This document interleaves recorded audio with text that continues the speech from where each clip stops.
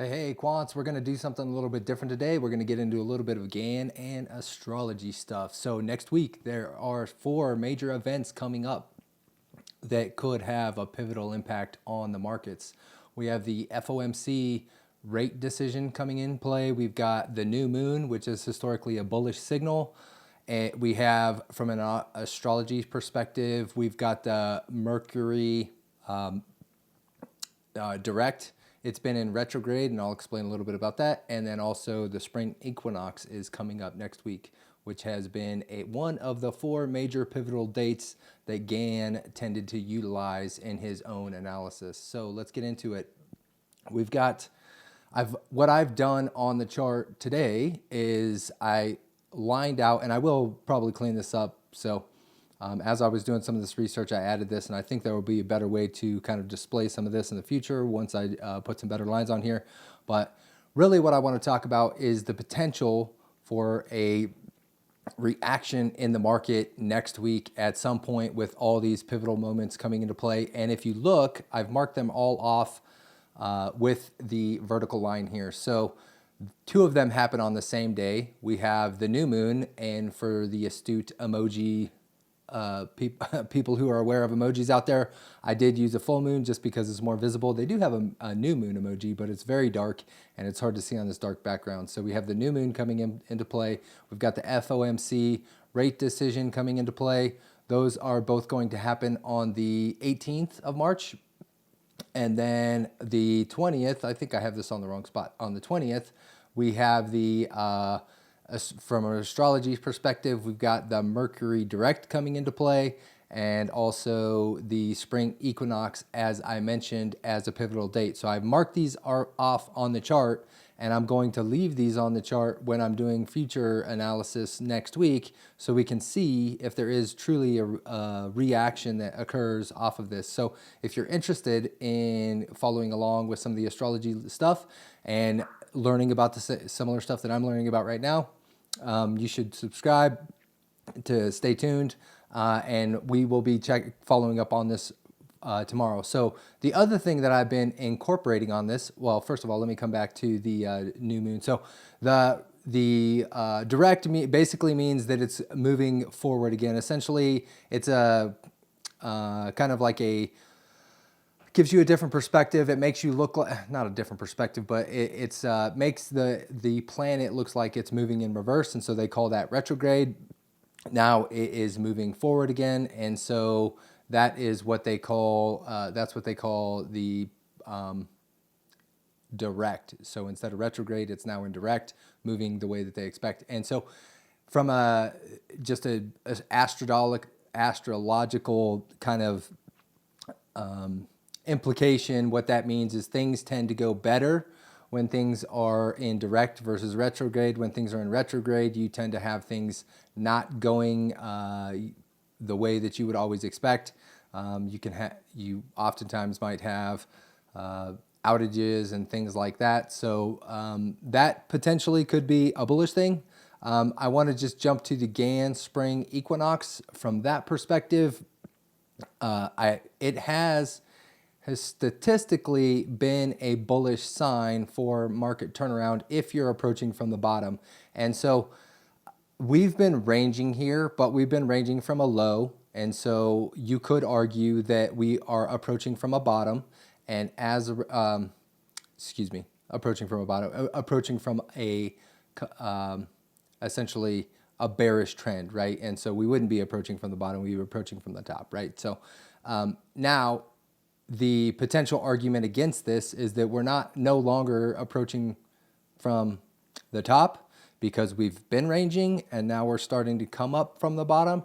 However, I would still argue that the macro trend is obviously bearish. And so from a macro trend perspective, we are in a downtrend. And so the potential expectation here is that we would see a bounce off of this target and see some bullish patterns.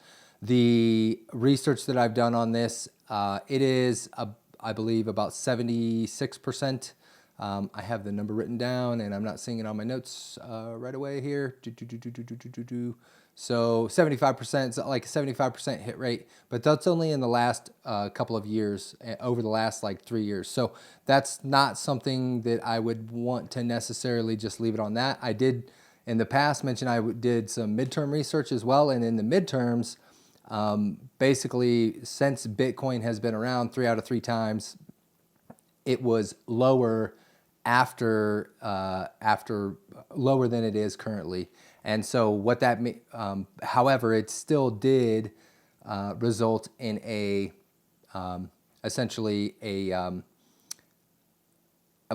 move to the upside. So the point, so we'll get into potential actions that you might take after that. So point is, we don't expect from a spring equinox perspective for this to be something that's going to hold. We would expect this to potentially be a correction in the downtrend, and then see continuation of a downtrend to a further downside. So that's essentially what the midterm election years analysis had showed me. And so keep your eyes out for that. The other thing, the new moon, again, the emoji is not the correct emoji just because I want it to be visible, but you'll see I do have the moons on here. We've got the new moon is the blue moon.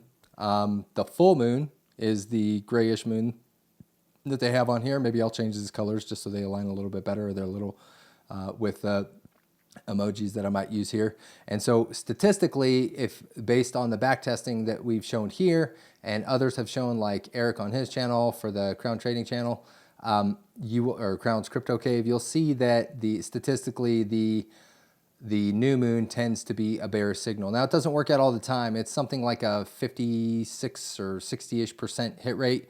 And so with that said, we could still absolutely get an upside move, even though that's statistically a bearish signal. I just want to call that out, that is going to occur at the same time. So while all 4 of these factors lining up together do indicate the potential for a strong move in one way or the other, there are some factors that are not necessarily confluential, right? And so let's see, what's the other one? And then the rate decision. The rate decision's there. That's a news event, obviously. I don't think that's something we can necessarily make a decision off of. But with that said, what we have is the potential from a spring equinox perspective on the historical data showing that is statistically tends to be a move to the long side.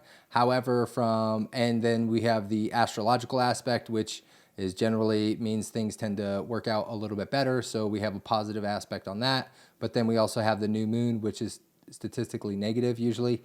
And all that said, these all play out into the idea of, from a macro perspective, of a tactical trade position. So the point about that is that these are not necessarily a trade that you would take expecting that it's going to be a winning trade for months or years, as if we would normally expect in a bull market. Now, on the previous videos, one of the previous videos recently that I did show that next week is also the earliest that we can expect a turn on the 4 years on the downtrend if we experience one of the shortest downtrends as we historically have experienced before. So I think it's going to be very confusing for a lot of people, all that said. So the other lines that I put on here is related to the square of 9 research around GAN. And so I'm going to dig into that a little bit more in the future. I don't have a ton of detail to provide here, other than to say if we were looking at the square of 9s, with the current resistance level that we're facing aligns with, in the context of the square of 9s, is right around $74,000. If we break out of there, then the expected target is $78,000 to $80,000. If it fails, the current support for that is $70,189. And so we did not break above that yet. We got a pretty strong sell-off. It was looking good earlier in the day. Although I wasn't watching it, I did briefly look at the watch list and see that price was running up a little bit, and it looked like we could potentially get a break above our traditional swing entry here. So if you didn't enter through this break, then this would have been your potential next break to enter. We haven't got above that position yet, so no entry as it stands right now, just with traditional GAN swing trading. However, if we do get a break and a close above this square of nines resistance breakout, that would potentially be another opportunity for a trade entry up into $78,000 to $80,000. That's not a huge move in the context of Bitcoin. So, you know, if you're going to take that kind of entry, you might want to be watching closely. If you're waiting on closes, I mean, we've seen large candles in the past, so you could totally miss the whole trade if you're just waiting on closes. And then your risk measure for that area is going to be right around right at $70,189. So what I would encourage you to do is take a look at that, put some of those values on your chart. With me, you can watch along. We'll see how all this plays out in the context of Gann for one of his most important dates. He has the 4 important dates.